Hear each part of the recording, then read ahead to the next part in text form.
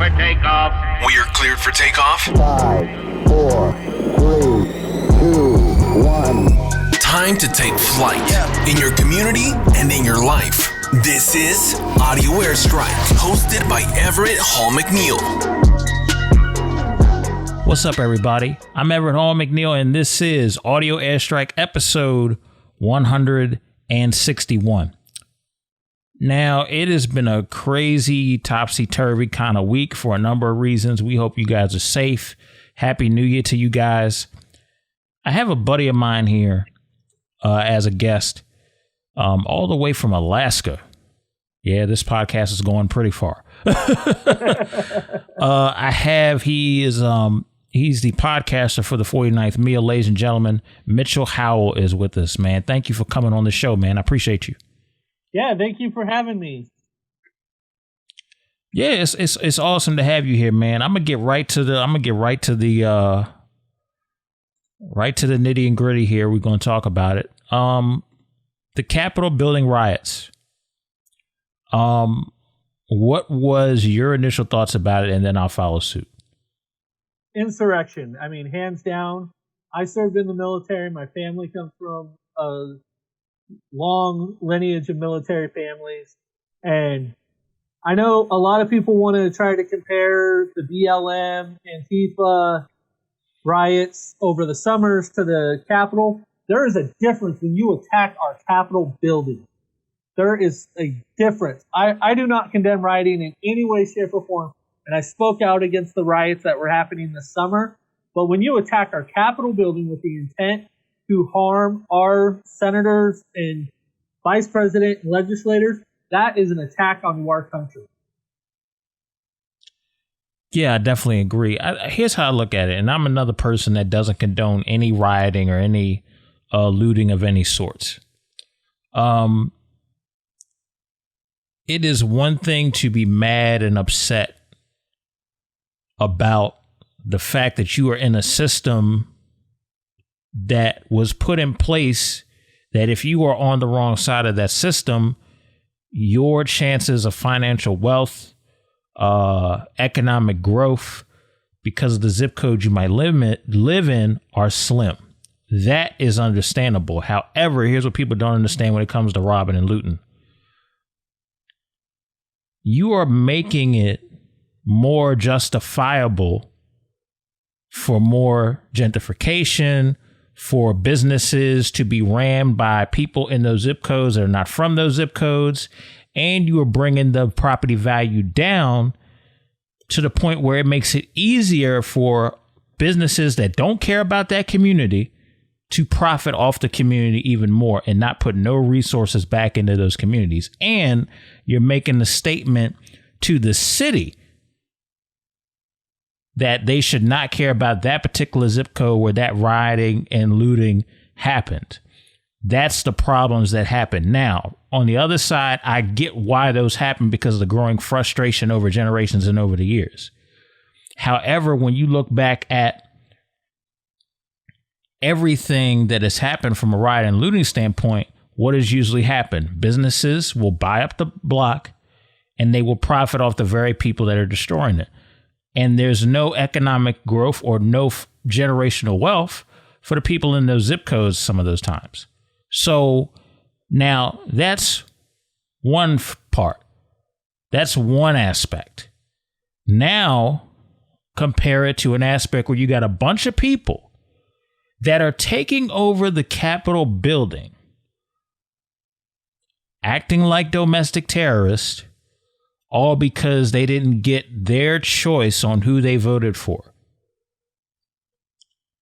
I was not happy in the past with some of the presidential choices.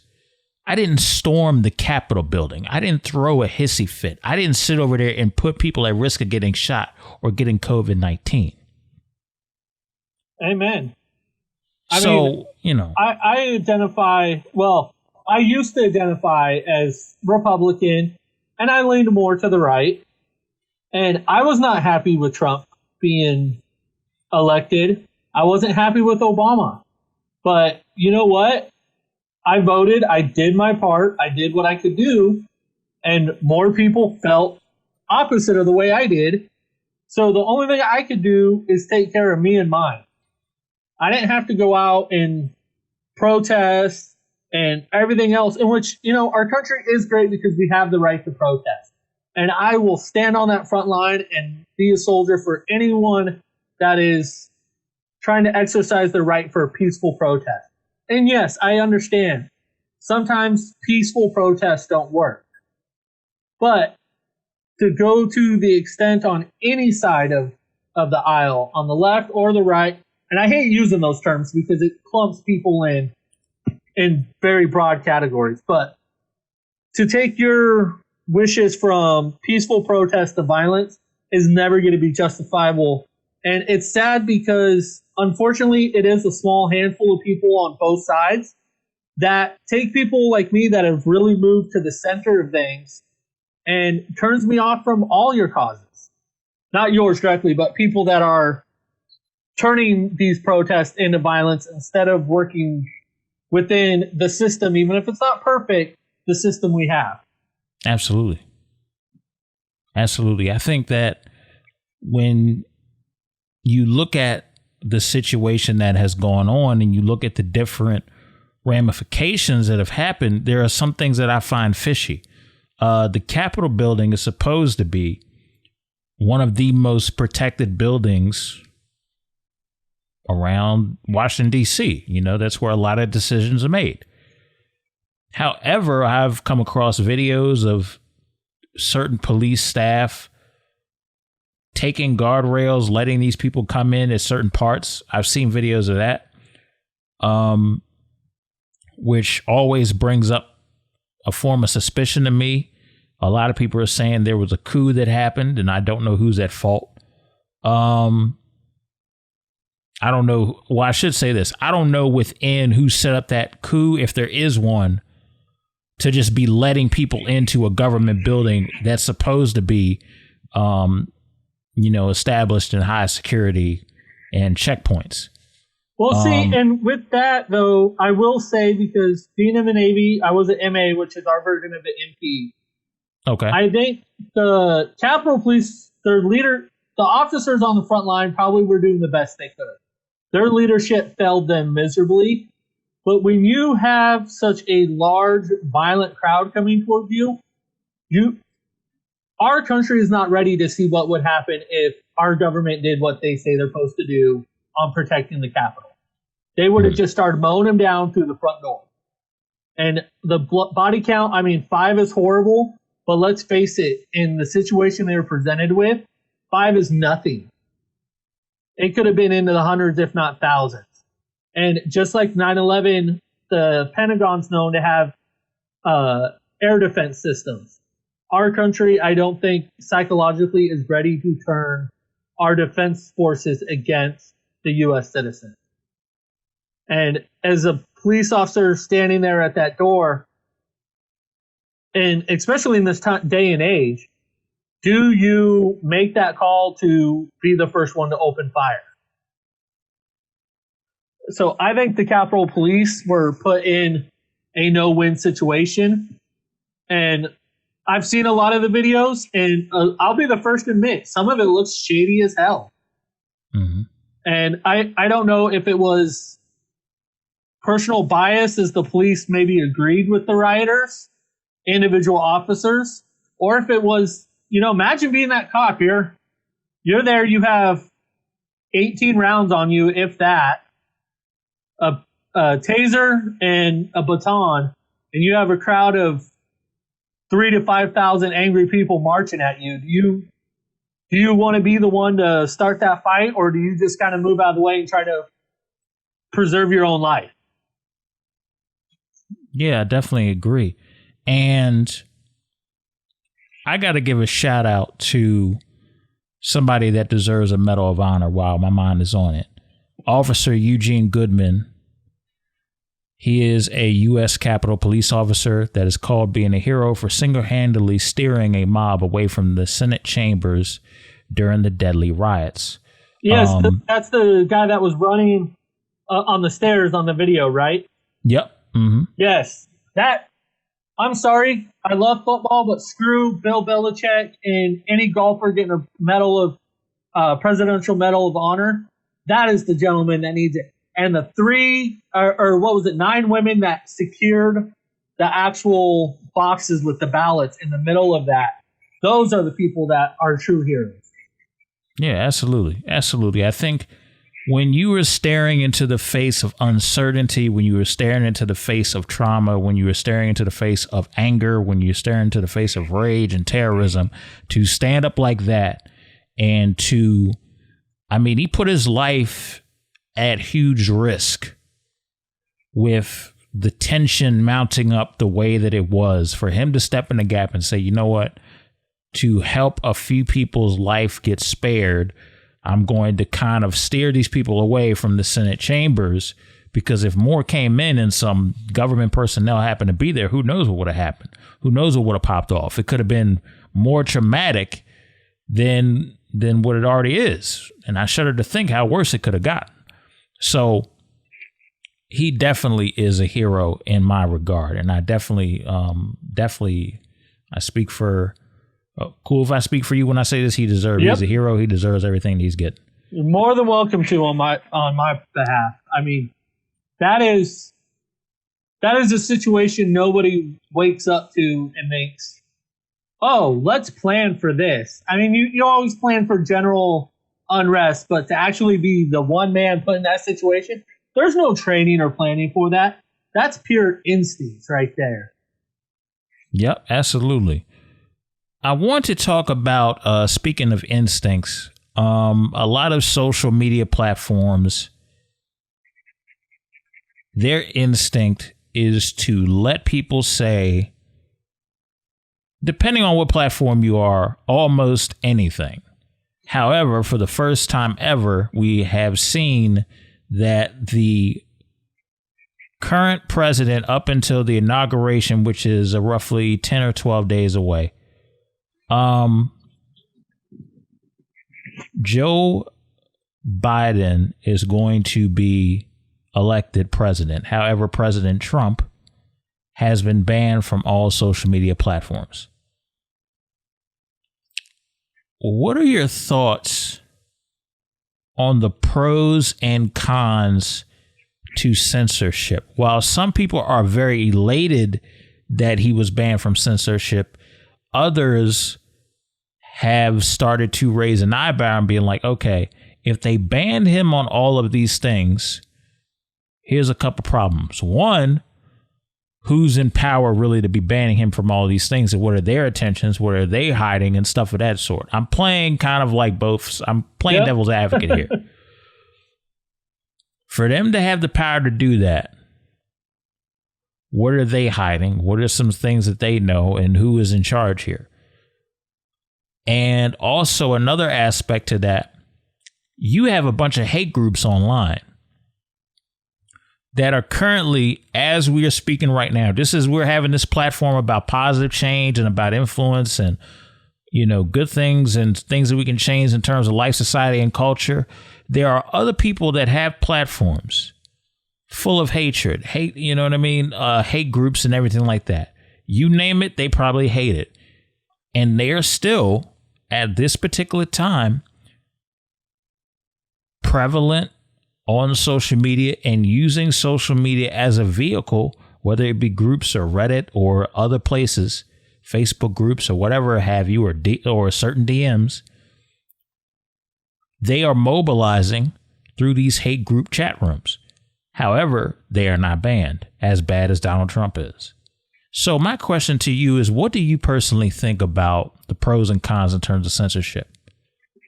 Yeah, so this is an issue that I'm very torn on, because I do lean on the side of free business, free enterprise. And these are companies that have spent their money, their time building their brand. And obviously, as podcasters, we kind of know the dangers that go with who's associated with your brand. But at the same time, it's such a dangerous, slippery slope into this.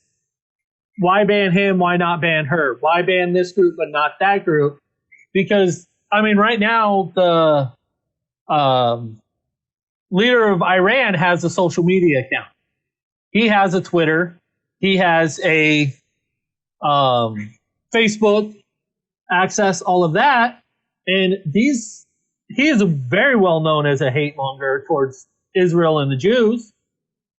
And yes, Trump is a horrible spokesperson. I don't care how you feel about Trump. He is not a public spokesperson. And he goes off the top of his mind.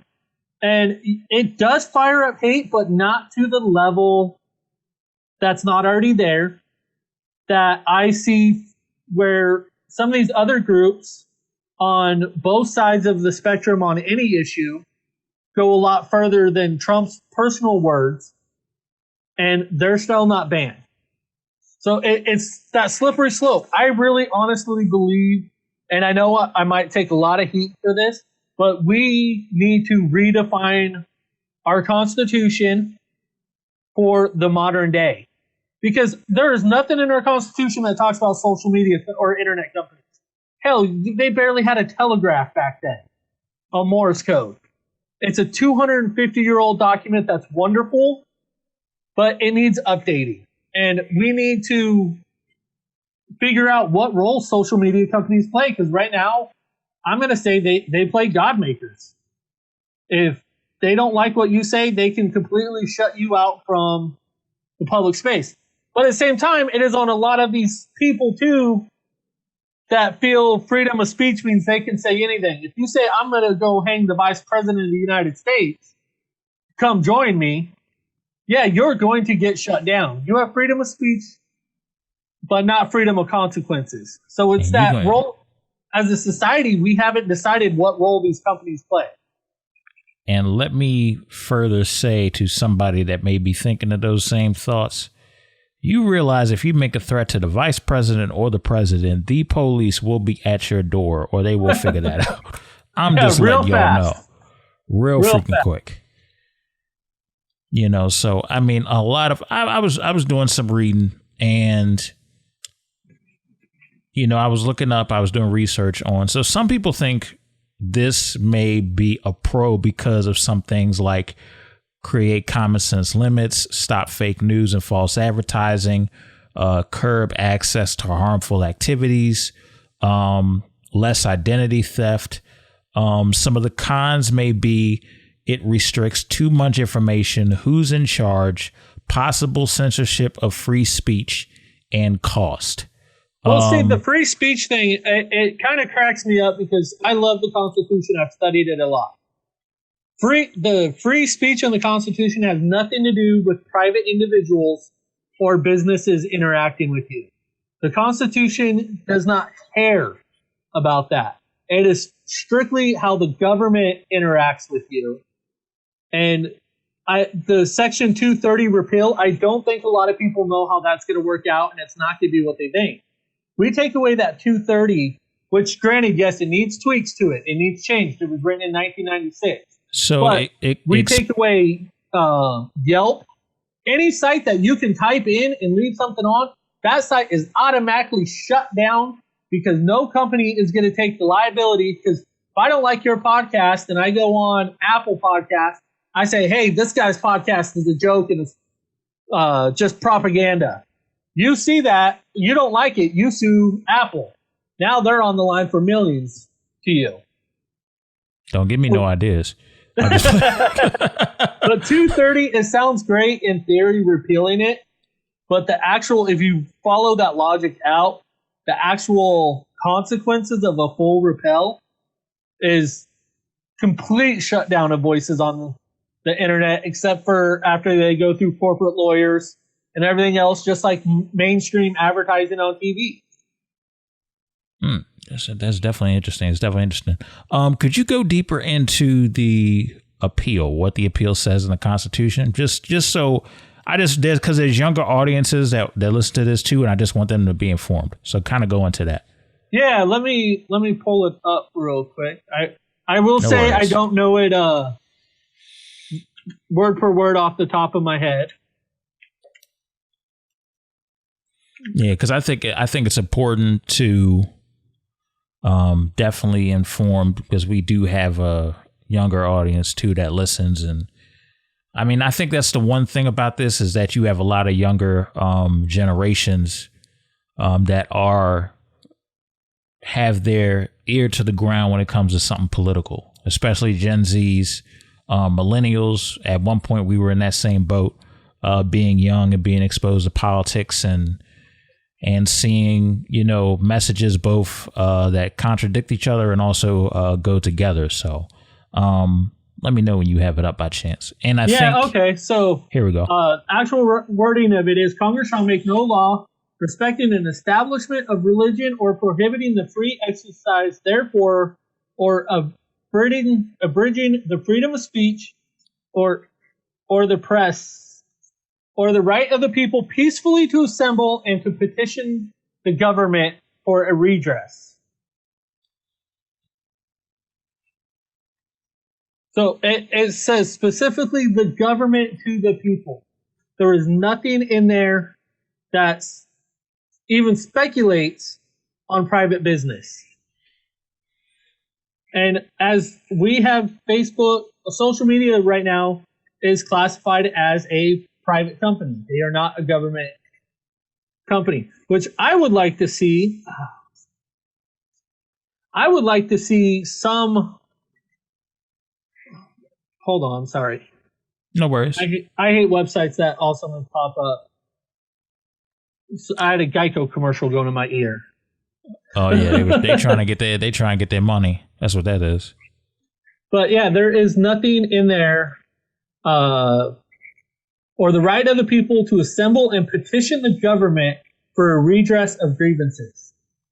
Social media is not officially a form of filing a grievance with the government any more than me and you sitting here on Zoom talking about our dislikes for the government or particular programs or whatever. So with that being said, what do you think is the next?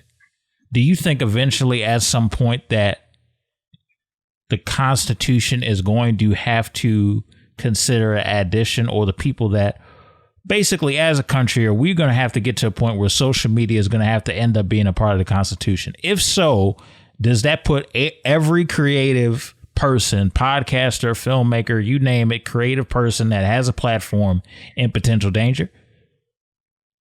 I don't think so much that it's going to wrap up its social media companies, because I truly believe after this, both sides of the legislation branches are going to be gunning and breaking up the power of social media. They've nibbled at it a little too long, a little too hard. But I think even as podcasters, I think as any content creator, there's going to be more legislation, rules, regulations. I think on the independent side, we're going to see the FCC coming in and regulating a little more. And it's that same side of the coin. There's going to be some good to it, and there's going to be a lot of bad to it. Because in our political climate now, the problem is nobody can disagree and agree to disagree. And this is not like my personal, but if I say something bad about the BLM movement, there is going to be a large percentage of people out there that are automatically going to ignore what I said and label me a racist. If you, being a person of color, say something bad about Trump, you're automatically racist against him and his believers and stuff like that. There's no just saying, hey, I just don't agree with this. And it's going to get to the point where the government's going to have to step in to regulate what is put out in mass media. Yeah, and I think that one of the things that we need to take into account is that I would say 4 years ago when Trump got elected, and I'm just speaking freely as somebody who is a millennial, somebody that was in his 20s when Trump first got elected. The one thing that I will say is this. as stuff started happening and as stuff started ramping up and as people came out, I noticed that there was a shift. And the shift went from you're on one side, I'm on the other, I respect you, to a huge lack of absence of the respect. Mm-hmm. A lot of people say that political tribalism is what is dividing this country. And in my personal opinion, me being now 30 years old, I feel like that political tribalism is just the tip of the iceberg. I think the problem is you have a lack of respect and a lack of open-mindedness to a view that may be different from yours. I think that is the situation that we are facing right now. And it's understandable why people get so shut off. And I will say this, and I'm not excusing the behavior. I'm not saying that, hey, this is okay to do. But when you are bombarded with the amount of media that we are bombarded with, we are bombarded with media ads 24/7. This isn't how it was in the 90s where all you had to do was cut off the TV, cut off the computer. You're not bombarded with ads anymore. This phone that we're on, where, you know, now people can watch a whole freaking movie, a whole freaking news article, a whole freaking news telecast on their phone from hours on end. Do you have any idea the amount of overload your brain is going through? And these companies are literally pulling a bunch of viewers with strategic, divisive ads. Yep. They know what you're watching. They know how much time you spend watching it. And that's why when you look at certain pages, this is all the type of ads that you get, because they take into account this is how they make their money. They make their money by the amount of time you stay on that platform. It is not about quality no more. It is far from quality anymore. And see, now I'll bring up the point where you talked about the decisiveness of respect. You know, I taught myself, not at the time, but now that I look back, you know, during the Obama era, anything liberal was just like, you're dumb, you're stupid, you want communism. I was one of those guys. I'll say it. I was pretty, I won't say closed-minded, but I was narrow-minded. I had very little wiggle room, but there was some if you had a compelling argument. And then as we got into the Trump era, and I seen it become a more and more prevalent, just the hate towards people you knew. Not even the general public, just seeing friends and families like getting screaming matches and trying to disassociate with each other. It caused me to stop for a minute and look and be like, damn, was I that ignorant too? And then I look back at it and I'm like, man, this is scary. And see, I really don't blame Trump as the problem. I don't blame Obama as the problem. I think, especially after Clinton forward, they're just a symptom of the problem. But they're the only ones we see on a daily basis. Because, and one thing I hate, and I know this is a little bit off, but it drives me nuts, is I hate both sides comparing Pelosi and Trump to Hitler.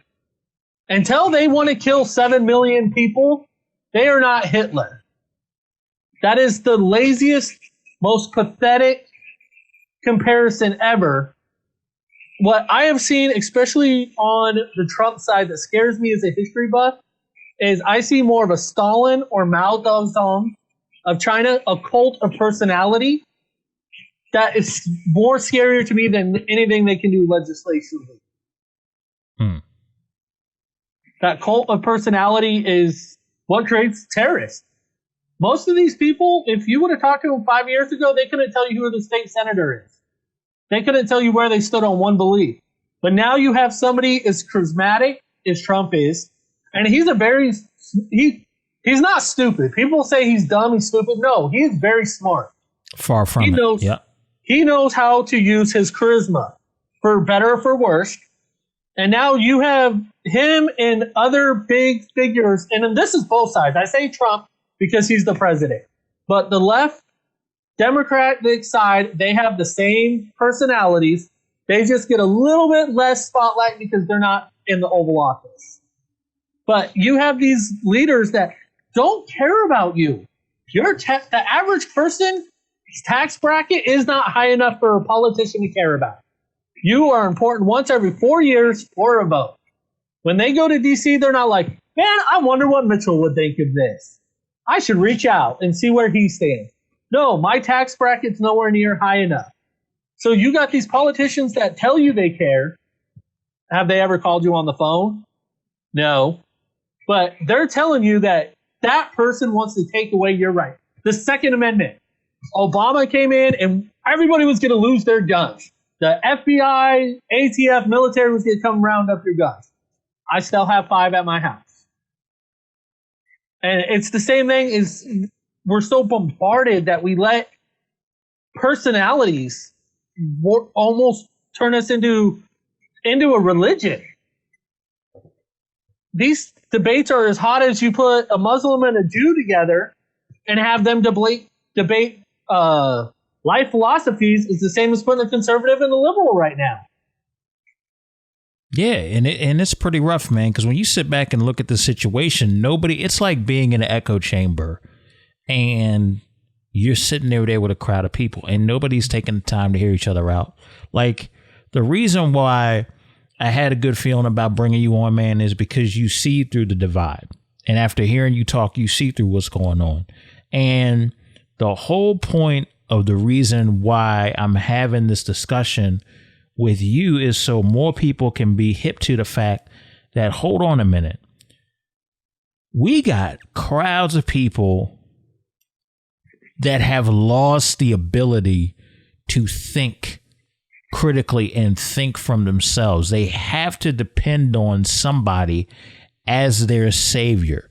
They have replaced their own critical thinking and have put it in the hands of somebody that they don't even know fully. No, you don't know anything more about them than you do Brad Pitt or Angelina Jolie. Yeah, and I think it's one of those situations where that is a dangerous thing to do. Let me make this very, very clear. You guys have to understand that you can't put all your eggs in one basket. That is something that I have learned, that people have taught me, that grown folks that have been mentors to me have taught me. You cannot put your eggs all in one basket. It is okay to vote for a politician, a mayor, a senator, or whoever. It's okay to vote at a local level or a state level or, and stuff of that nature. But if you want to really see some type of change, you are going to have to be the change that you want to see. You're going to have to get your hands dirty and get into these communities and really figure out ways to help out the way that you know how to help out. You figure out what talents that you have and figure out a way to use that to better the community. And the problem that is going on is we are depending too much on a savior in the government confines to save an entire country. We have had a bunch of politicians come through and, come in and out of the years, talk about what they're going to do. And I hate to break it to y'all, the hood still looks the same. The suburbs look a certain way. They never growed. Businesses are still being crooked. Pedophilia is still going on. Like, there's, nothing's changed. We've recolored the Band-Aid. Every 4 or 8 years, we just recolor the Band-Aid. Man, listen, here's what we do. Well, there's an open wound, and we'll stitch it up, but we'll do a horrible stitch job with it, and it'll start bleeding again. Something we haven't even talked about that I was just thinking about as we're talking about this, that's really scary is easy as people are being programmed with social media campaigns, we haven't even talked about the advances of AI coming into the picture yet. Speak on it. When there's not even, just think about it, there's going to be programs that any Republican Party, or not Republican, any political party or political agitator is going to be able to go on the internet, slide a credit card, and he's going to be able to pay for military spec AIs to run disinformation campaigns. And there's going to be no human input. That computer is going to know how to trigger each and every one of us individually. And it's going to be able to put an ad in your face that's going to purposely trigger you. And there'll be no human behind it at all besides the guy that put in his credit card. That is a very scary thought. Like, at least with social media, yes, they're powerful, but there's still people behind them, and there's ways to punish them. There's ways to change them, to support them. When we get into that advanced level AI, which Elon Musk has talked about this a lot, is AI is scary as shit. There's no control. It is literally what you post on Facebook. That AI is going to read it. He's going to know everything about you. Your phone. He's going to know what you and your friends talked about and how to emotionally manipulate you. And if we ban it here in the States, I guarantee you China, Russia, North Korea, Iran, those countries aren't going to ban that level of control.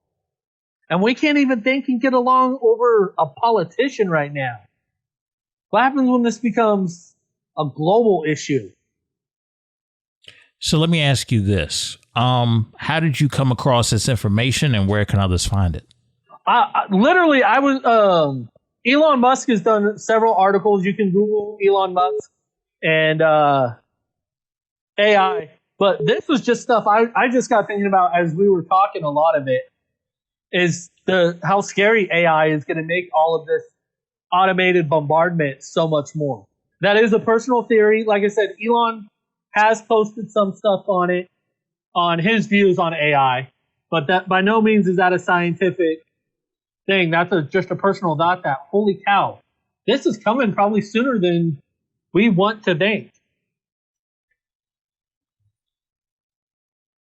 That's interesting, man. That's pretty scary, man. I mean, because when you look at the whole landscape of how fast technology has grown, you know, part of me wishes I invested in Tesla, 4 years ago, but I didn't know about stocks at 26. Nobody told me about stocks at 26. So, one of the things that really mind boggles me is we're at a point now where I feel like nowadays I'm dealing with children, where the younger generation comes off more mature and more calm and more thoughtful, and you can have conversations than people who start being like 40, 50 and up sometimes in some situations. Cause it's like, fam, like, you're the older generation. You have seen things happen. You have been around the block enough times. You think after all this time, you can't be so easily manipulated. And then when you see the manipulation happen on both sides of the spectrum, it is mind boggling. And I remember like looking at it, and I did an episode last time where you can literally hear me kind of yelling because I was watching it in real time, and that's how fed up I was last episode. But it's one of those situations where, okay, the situation happened and it's right in front of your face, but then I'm seeing people just pick sides on the issue and be like, well, look at the hypocrisy here. I said, fam, you're checking the hypocrisy here, but you're not checking the hypocrisy on the other side of the spectrum. Thank you. For perfect example. I'm all for police. But you cannot say Blue Lives Matter and be totally fine with the fact that a cop or several cops were attacked during those riots. You cannot be fine with that. Yeah. Also, completely. Also, I'll go as far as to say this. You can't sit there and be like, well, also they have a reason to be mad. When folks, y'all were quick, and I don't applaud it either. You can't sit over there and justify with these guys and what they did and then turn around and look at an inner city riot and go, well, look at these animals. Y'all are no different than the people that was storming the Capitol. I don't see a difference. But people want to pick and choose what they want to be offended about. And we've talked about it. We've called that a lot on this show about people picking and choosing. I am all for respectful police. I am all for the liberation of African Americans. I am all for us respecting one another. But what I will not tolerate is the constant hypocrisy, the constant bigotry that I see on both sides of the spectrum. It is completely crazy to me. And, you know, it's disheartening. I wish it didn't happen. And I wish that more conversations, the fact that this conversation is happening between the two of us and we're on two different coats. We're talking, we're sharing dialogue. We ain't yelling at each other. We ain't calling each other names. We're just having a very therapeutic and eye-opening conversation. Fam, what we're doing is rare because in this country, we don't even do this anymore. Yeah, no, it's true because, so kind of a little bit of my background. I grew up in the Seattle area, lived in Texas for a while, then moved here to Alaska. And so I have friends on extremes from both sides of the spectrum.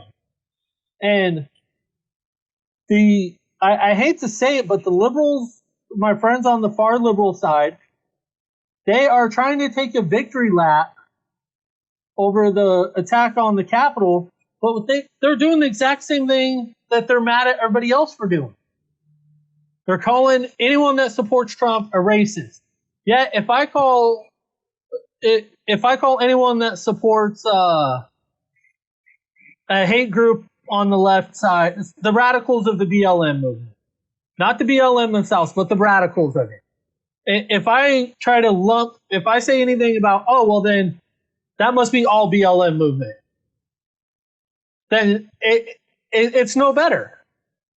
Like, you can't pick and choose, like you were saying, but even down to the individual group, you can't pick and choose what sides you want to call out while not calling out your own side in that group. Like, that is my problem with a lot of the vet groups right now.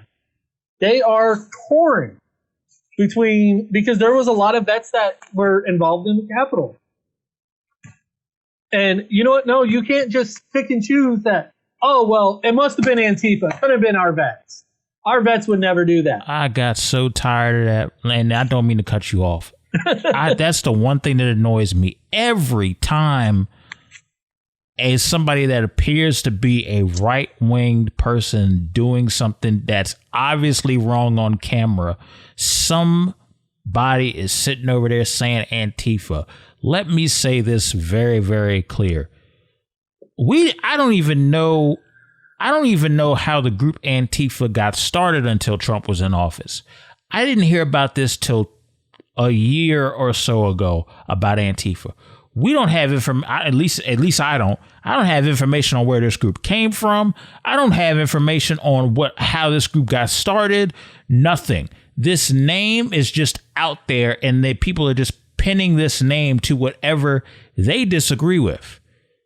And I think it's downright. I think it's downright wrong because nobody's doing their research. Yeah, nobody's doing their research. It's the same as pinning anyone that has a Trump flag as a KKK member. Like, yep, no. This is wrong. It's not. And the whole Antifa thing is like, it just seems like a cop-out at this point. Like it truly does.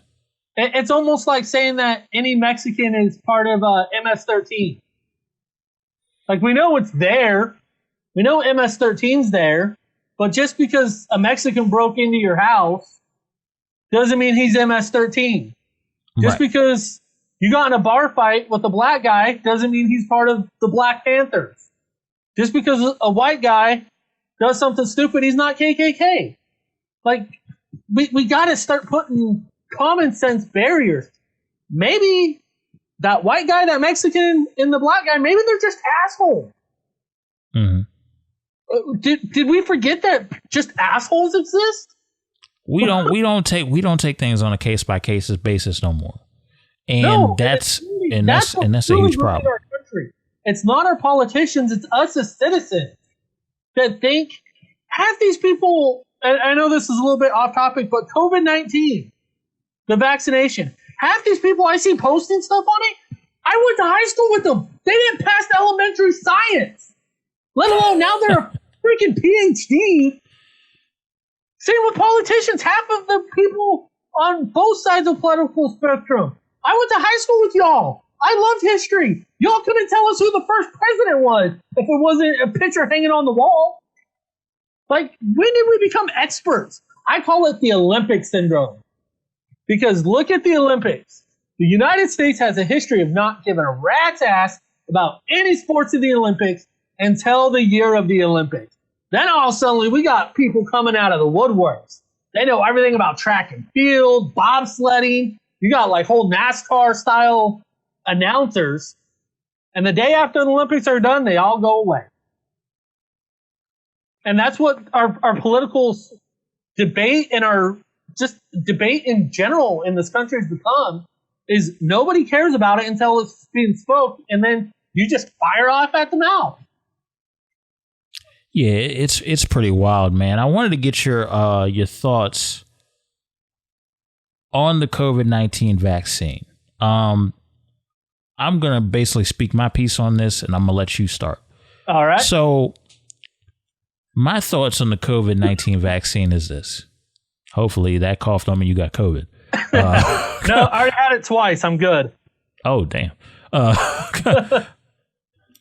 That joke turned serious in a minute. No, we had it we were suspected positive at the very beginning.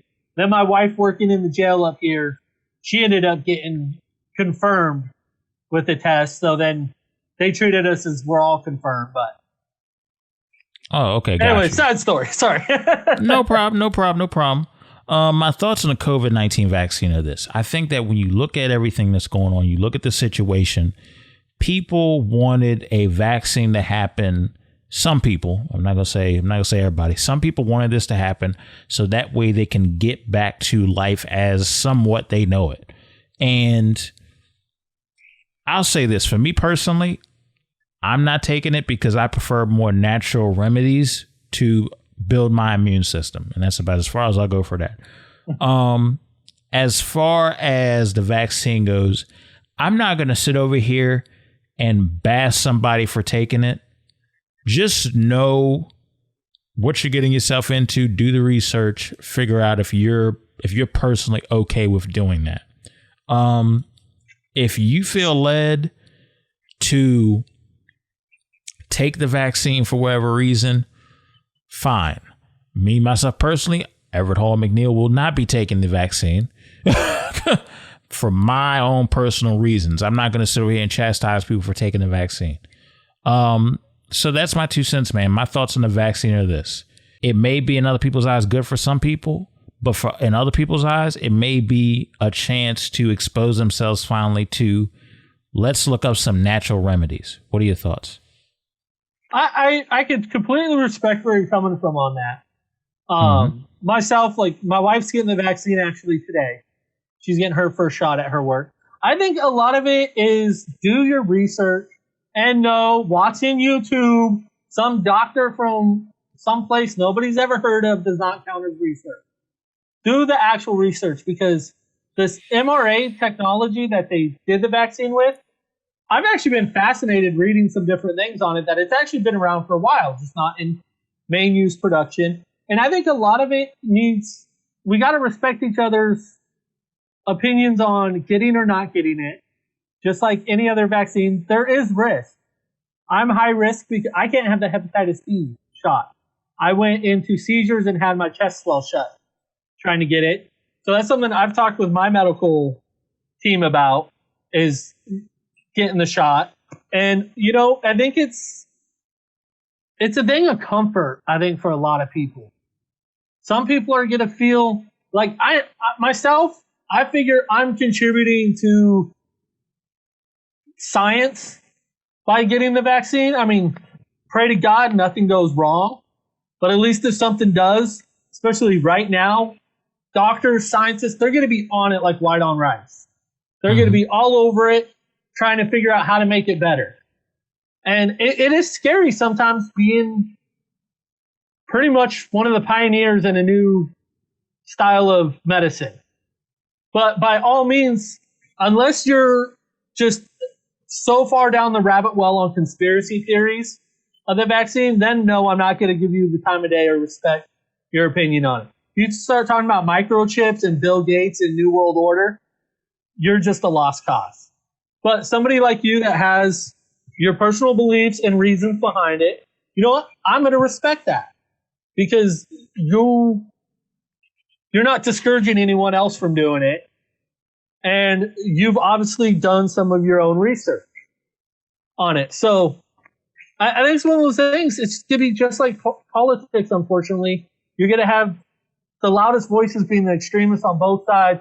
Where me and you, if we met up at a restaurant, I'm not going to be like, hey, man, you got your COVID vaccine? Because, like, we can't be friends if you don't. No, yeah, it ain't got to come to that. Most people happen. But unfortunately, I hate to phrase it this way, but the dumbest voices are the loudest voices. Yeah, sometimes it be like that. You look at everything going on with in 2020, yeah, it be like that sometimes. Because I look at it, I have no business asking you if you've had the COVID vaccine. I'm not gonna go out to a restaurant and ask my waitress, hey, do you have the COVID vaccine before you serve me? And if she asks me that, I'm gonna tell her to piss off. That's my personal information. So just keep it to yourselves. Man, that's the problem too, is we feel we have to overshare every opinion. Like, no, keep it to yourself. We don't need it. Nobody cares that you're drinking a beer while you're taking a piss in the shower. Nobody cares. Do your own thing. Quit sharing stuff with people and then get mad when they react to it. Yeah, because then you're inviting it. Yeah. And, then you inviting criticism and stuff like that. So if you can't handle criticism, don't put it out there. And even if you can, just think about why you're sharing this with people you don't know. Yep. Like, I see people all the time, they'll post something, I won't say sexual, but lewd. And then I'm like, you just walked down Main Street in your bra and panties. Oh, Virtually no, that's not that. what I'm doing. Well, yeah, because you didn't go to Main Street, you went to Times Square, New York. Like, why? I mean, I look at it this way, man. We're in an age of, and I'll end the show with this thought. We are in the age where people want attention. We are in an age where people want clout. We are in an age where people want to feel valued. And if a like or click or subscribe button or a huge comment section that isn't progressive and actually uplifts and unifies people, they don't care if it's not about those things. They only care if they are in the spotlight, and that's part of the problem. I'll say that we see that all the time. I'm pretty sure I can speak to you on that as podcasters. Just go into any podcast group, man, and you see it's just a dog eat dog. People trying to get that spotlight, even if they know it's not organic growth or nobody's ever get tuned in to their show more than one click or like. But look how many podcast groups are taken over by like for likes. Yeah, but I think the problem a drug. is It's an addiction. It is a mental addiction to get that recognition. And as a podcaster, I'm not gonna lie, it's kicked my ass sometimes. Like I'm sitting here trying to preach like, oh, I don't care about that. No, if I like bust my ass and put out a good show and it gets 40 downloads, I'm like, WTF? Where somebody else can put up a stupid meme and they got 500 likes on it. So I get it. It is a struggle. But and before you share personal stuff, just think about it. Are you going to walk up to your preacher and tell them this? Or your principal, some figure of respectable authority? You're not going to tell them or share that with them. Don't do it for the whole world to see. Yeah, absolutely. I definitely agree with that. And the one thing that I would recommend, man, is the thing that I will say about that is this. There is a lane for everybody. Everybody has a lane to play. I know there's thousands upon thousands and millions upon millions of podcasts now. There is a lane for all of them. There is people that Mitchel can reach that I can't reach. There's people that I can reach and Mitchel can't reach. And that's the beauty of podcasting. So for everybody that thinks it's this one brass ring, for everybody that thinks that only this person needs to be on this level, that is the divisive nature that will keep you from every bit of equity and leverage that you want. And that's how you get played. Amen. So I agree completely. Yeah. With that being said, this has been another edition of Audio Airstrike. I want to thank Mitchel for coming on. Thank you so much for coming on. We definitely appreciate it, man. I would love to have you back, man, as stuff progresses, and hopefully there is change for the better. So I want to thank you for coming on, man. Appreciate you. Yeah, thanks for having me. Anytime you got my contact information, just shoot me over a message and let's do it, because I just love having an open, respectful talk, man. And I'm going to give you a lot of credit. I know there was a few things we kind of disagreed on a little bit, but both of us were able to just keep it so real and casual that I guarantee 90% of the listening audience ain't even going to notice it. Yeah, absolutely, man. It's all about respecting where somebody's coming from, and you definitely got your eye on the fact that there's the other side of the coin that we need to see when it comes to this divisive nature that we're becoming as a nation. So I definitely appreciate that. And I will say, though, for people, don't think because somebody posted something years ago, even as much as 2 years ago, that's who they are. I was not always a down the center guy. I was far from it. I was never extremist, but I leaned pretty hard to the right. It took a long time and different life situations to open my eyes to it. So, give people a chance to evolve on their positions and don't hold everything they've ever said against them in the past against them. Yeah, I definitely agree. So with that being said, thank you, Mitch, for coming on. This has been another edition of Audio Airstrike. Until next time, everybody, make sure that you follow us on SoundCloud and iTunes and all other podcast platforms. Also, for the video portion, check us out on YouTube and check us out. Yes, we are on TikTok, ladies and gentlemen. 15-second takes are now going to be posted on TikTok at Audio Airstrike. You can find us on all platforms, video and audio on Audio Airstrike. Well, until next time, everybody, y'all take care.